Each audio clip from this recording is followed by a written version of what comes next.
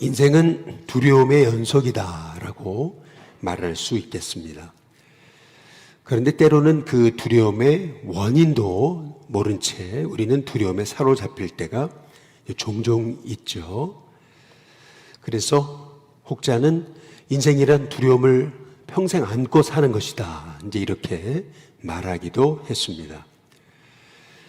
그러나 대공황을 만나서 두려움과 또한 인생의 절망 가운데 빠져 있던 미국 백성들에게 아주 위대한 연설을 했던 루스벨트 대통령은 이런 얘기를 했습니다.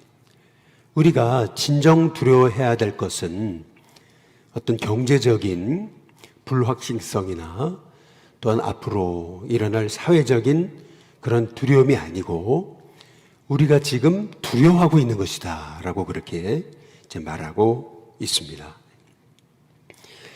이 두려움이라고 하는 것이 얼마나 우리의 인생을 대변하는지 한때 이 무서워라고 하는 그런 시리즈의 말이 이제 유행했던 적이 있었죠. 나도 너도 그리고 남자들도 아이들도 여자들도 모두가 다 두렵다, 이제 이러한 그 말로 영어로 I, 나, 이거를 두렵나, 이제 이렇게 사람들이 얘기했고, 또 you, 너, 두려워 you, 뭐 이렇게, 또 여자들 걸, 두려운 걸, 또 남자들 두렵군, 이렇게 이제 말하기도 했습니다. 모두가 다 두렵다라고 해서 무섭다, 이제 이렇게 이제 말하기도 했었죠.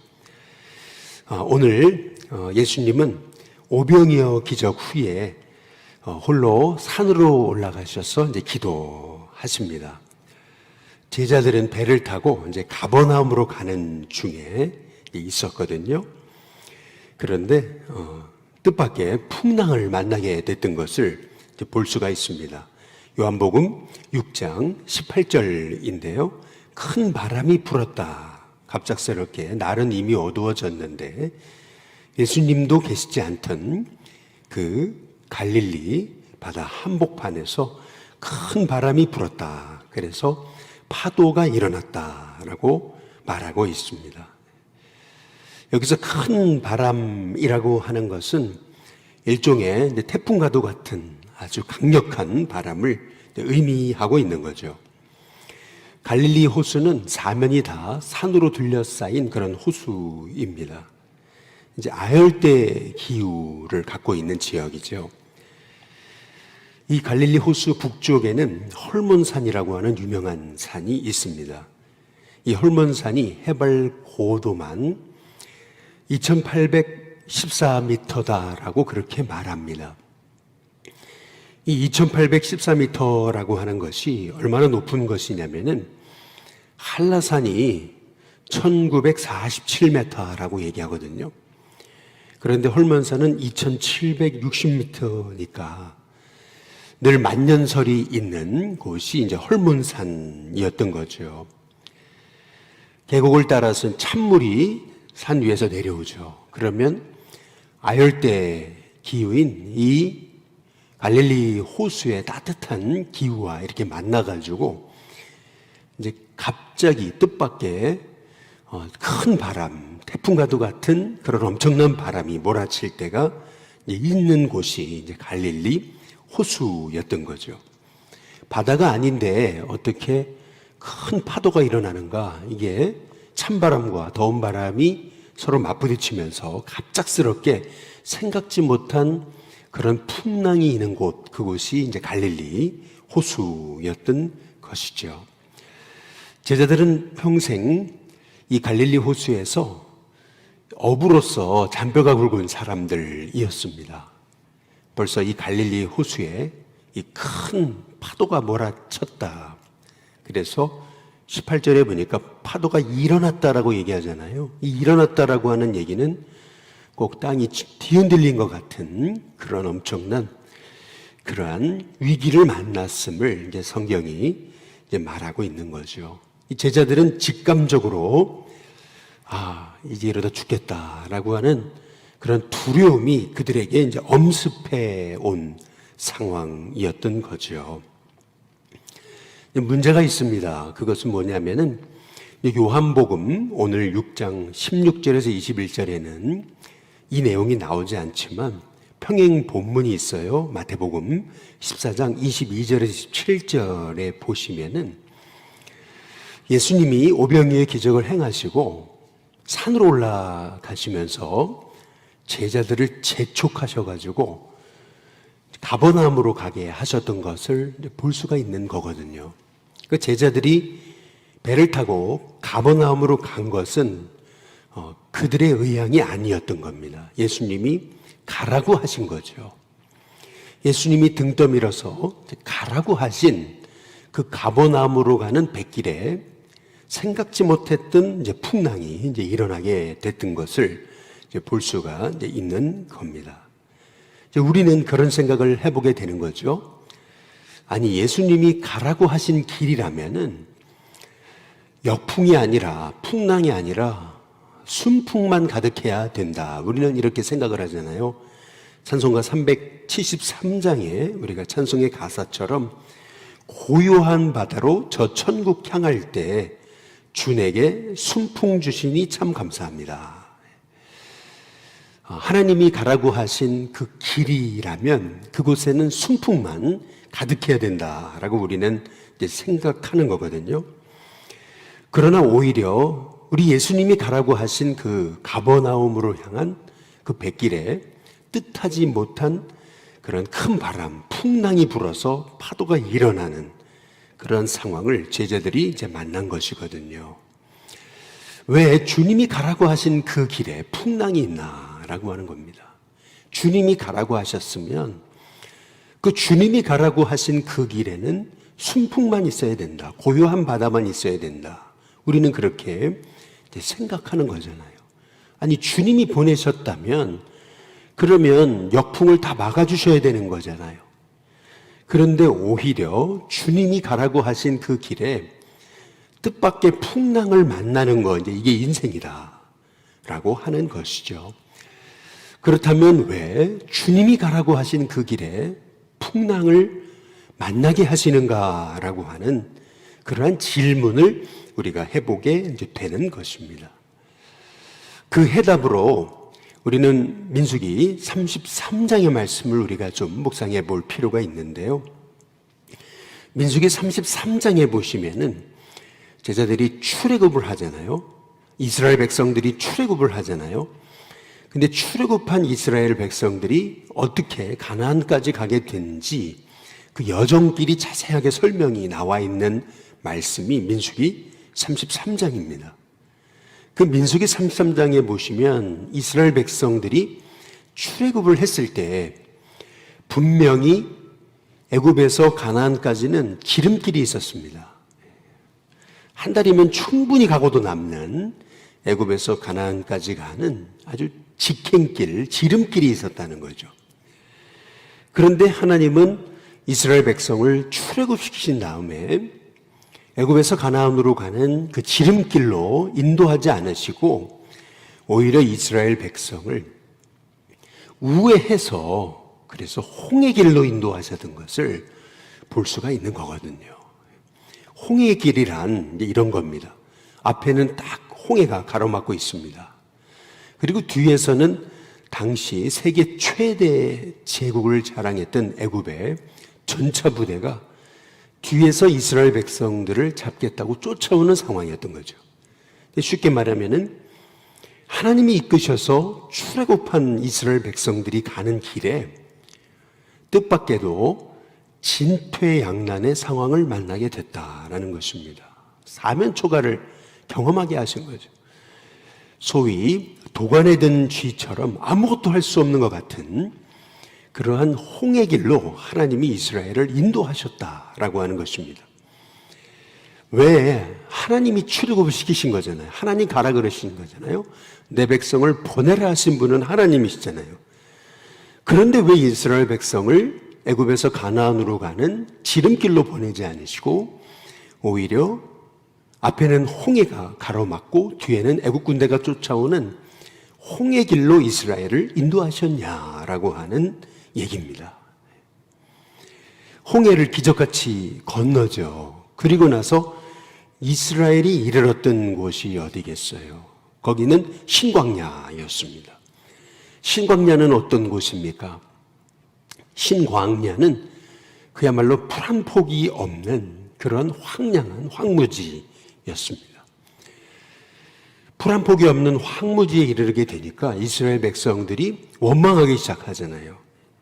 애굽에서는 그래도 가마솥 곁에서 고기 국물을 먹었고, 그리고 부추와 마늘도 먹었는데 여기에서는 우리가 먹을 것이 없어 줄여 죽는구나라고 그렇게 원망을 했던 거죠. 아니, 하나님께서는 왜 이스라엘 백성들을 출애굽시켜 놓으시고 먹을 것이 없고 풀 한 폭이 없는 신광야로 그들을 인도하셨냐라고 하는 것입니다. 그리고 그들이 이르게 된 곳은 르비딤이죠. 르비딤은 또 어떤 곳입니까? 르비딤은 그야말로 먹을 물이 없어, 마실 물이 없어서 그들이 목말라 이러다 우리가 죽게 된다라고 그들이 하소연했던 곳이 르비딤입니다. 사람이 물이 없다면 결국 죽을 수밖에 없는 것이 우리 인생이잖아요. 그런데 하나님은 뜻밖에도 마실 물이 없었던 르비딤으로 이스라엘을 인도하셨다라고 하는 그런 말씀입니다. 그렇다면 우리는 왜 하나님이 이스라엘 백성을 출애굽시켜 놓으시고 그리고 가나안으로 가는 길은 하나님 보내신 길인데 왜 그 하나님이 등 떠밀어 가라고 하셨던 그 길에 생각지 못한 이런 인생의 고난이 있는가? 라고 하는 것을 우리는 질문해 보지 않을 수 없다라고 하는 겁니다.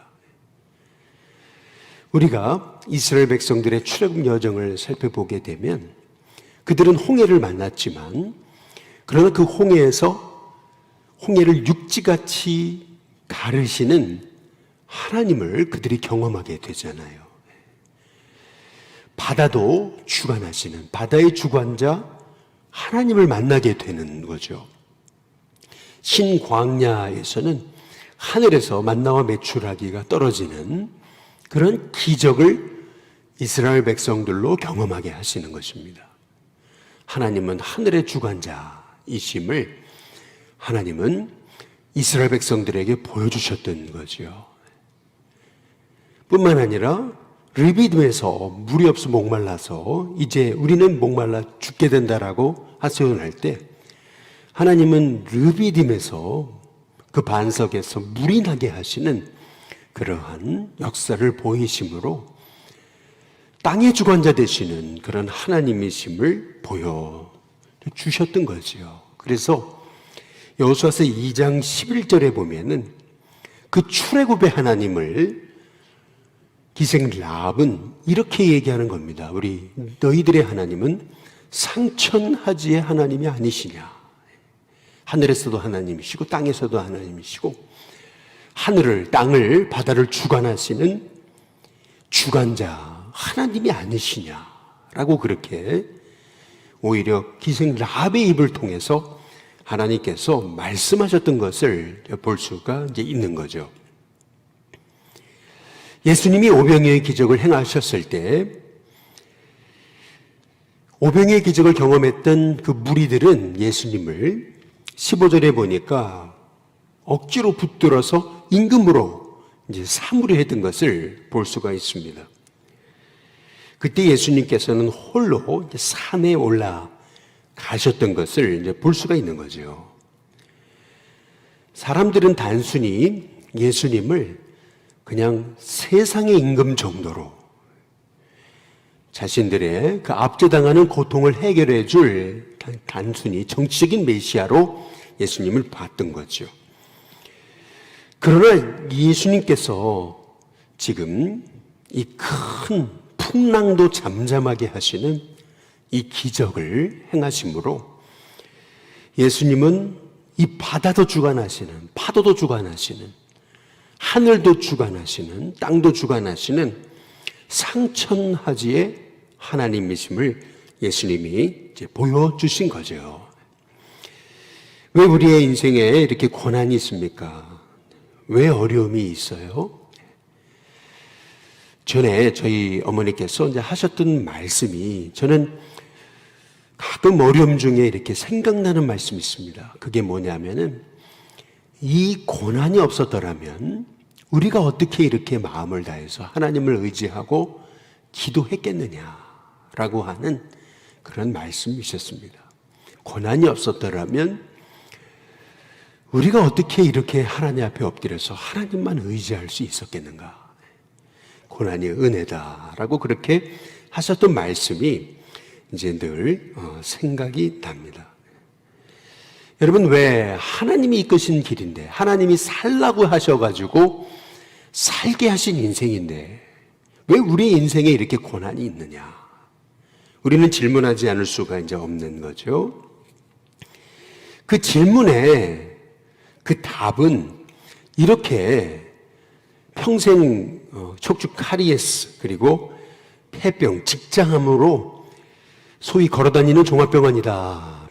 평생 질병을 끌어안고 죽음의 문턱을 드나들며 살았던 이 미우라 아야코 여사의 기도를 통해서 우리는 한 가지 대답을 우리가 찾아보게 되는 겁니다. 미우라 아야코는 이런 기도를 하나님 앞에 드렸죠. 병들지 않고서는 드리지 못할 기도가 따로 있습니다. 병들지 않고서는 믿을 수 없는 기적이 따로 있습니다. 병들지 않고서는 들을 수 없는 말씀이 따로 있습니다. 병들지 않고서는 가까이 갈 수 없는 성소가 따로 있습니다. 병들지 않고서는 우러러 볼 수 없는 얼굴이 따로 있습니다. 병들지 않고서는 나 같은 인간이 될 수조차, 나는 인간이 될 수조차 없습니다. 병들지 않고서는 나는 인간이 될 수조차 없다. 이 고백처럼 왜 하나님이 이끄시는 그러한 길에 고난이 있는가? 우리는 질문하지 않을 수가 없는 거죠. 왜 하나님이 가라고 하신 그 길에 풍랑이 오는가?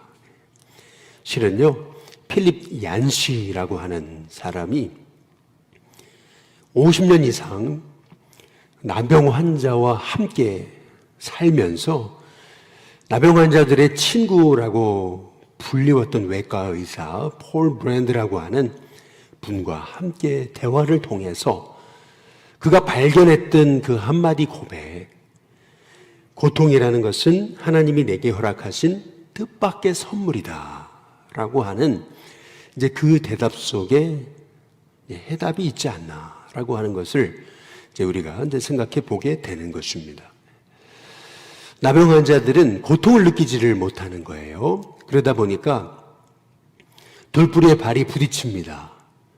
발가락이 떨어져 나가요. 그리고 문턱에 손이 부딪힙니다. 손가락이 떨어져 나갑니다. 또 벽에 얼굴을 부딪히죠. 그러면은 코가 떨어져 나가고 귀가 떨어져 나갑니다. 이제 그런데도 아무런 감각이 없는 거예요.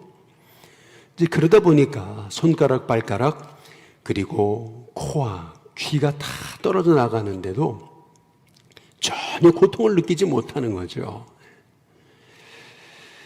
이 평생 나병 환자들의 친구라고 불렸던 이 폴 브랜드 박사의 그 말로 이 필립 얀 씨는 깨닫게 되는 거죠. 고통이라는 게 있어서 오히려 우리는 그 고통 때문에 오히려 하나님이 주시는 그러한 뜻밖의 선물을 우리가 경험하게 되는 거구나. 고통이 없었더라면 우리가 어떻게 하나님 앞에 엎드리고, 고통이 없었더라면 우리가 겸손하게 될 수 있었는가. 그래서 필립 얀 씨는 고통은 뜻밖의 내게 주신 하나님의 선물이다 라고 그렇게 이제 말하고 이제 있는 거죠. 분명 주님이 가라고 하신 그 인생길에도 이제 고통은 있습니다.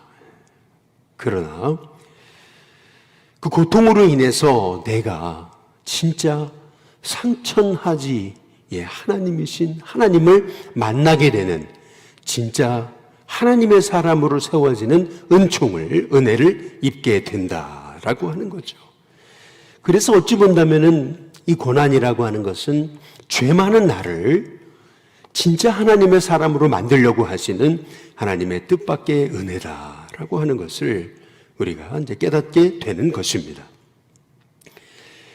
오늘 19절에 보시면은 제자들이 그 큰 바람이 불어서 파도와 싸우는데 노를 저어서 시베리쯤 가고 있을 때 예수께서 바다 위로 걸어 배에 가까이 오심을 보게 되는 거거든요. 근데 그때 제자들이 예수님을 보고 이제 두려워하는 것을 이제 볼 수가 이제 있습니다. 왜 두려워했을까요? 마태복음 14장 26절에 보니까 예수님을 유령이라고 착각한 것입니다. 그런데 마태복음 14장 25절에 보면은 요한복음에는 나와 있지 않지만 그 때가 언제냐면은 밤 4경쯤이었다라고 그렇게 말씀하고 있어요. 밤 4경이라는 언제냐면은 새벽 3시 이후를 말하는 것입니다.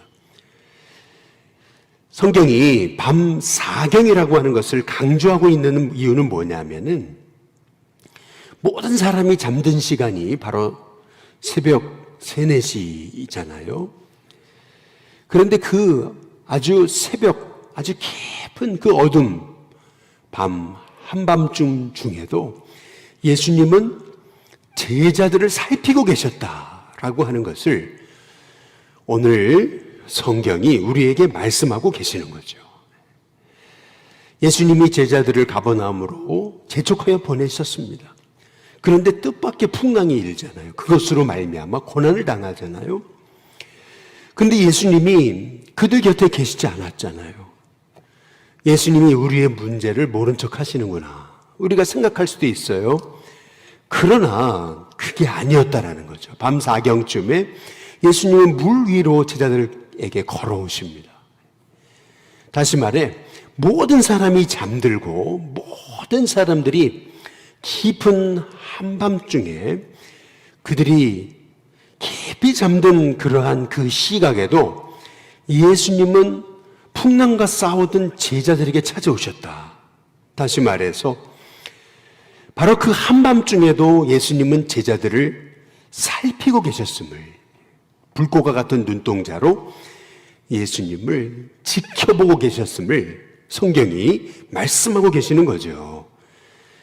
제자들에게 오셨던 예수님은 20절에 보니까 이렇게 말씀하시잖아요. 우리 함께 같이 한번 읽어보겠습니다. 같이 읽습니다. 시작. 이르시되 내니 두려워하지 말라 하신대. 나다, 두려워하지 말라. 예수님은 풍랑과 싸우던 제자들에게 나타나셔서 나다, 안심하라, 두려워하지 말아라 라고 그렇게 말씀하고 계시는 것을 볼 수가 있습니다. 여기서 우리는 아주 중요한 우리 신앙의 길에서 늘 기억해야 되는 하나님의 음성을 우리가 듣게 되는 거죠. 분명 주님이 가라고 하시는 길에도 고난은 있습니다. 주님이 허락하신 길인데도 우리는 뜻밖의 풍랑을 만납니다. 그러나 그때마다 불꽃과 같은 눈동자로 우리를 지켜보고 계시는 분이 우리 살아계신 하나님이시다. 상천하지를 주관하시는 하나님이시다.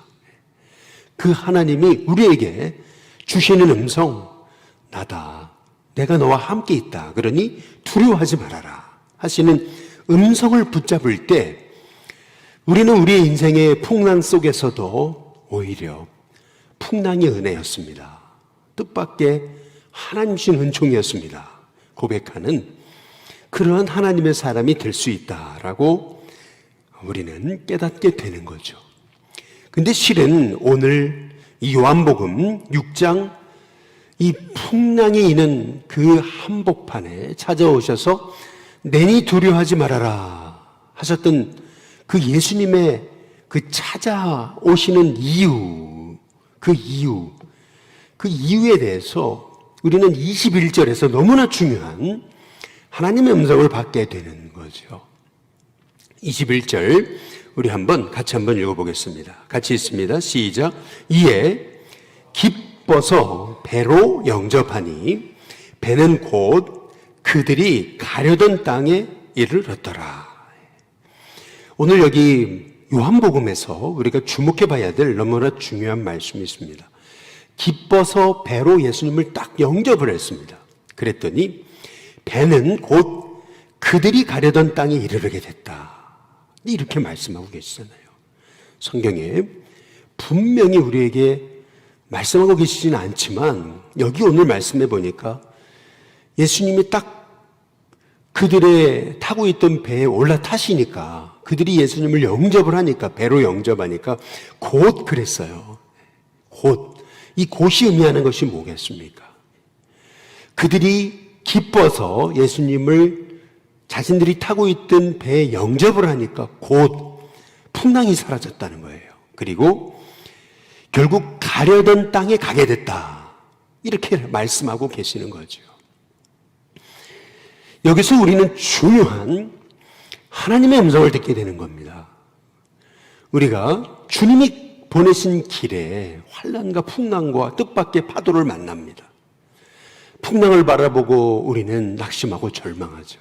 우리가 죽게 되었나이다.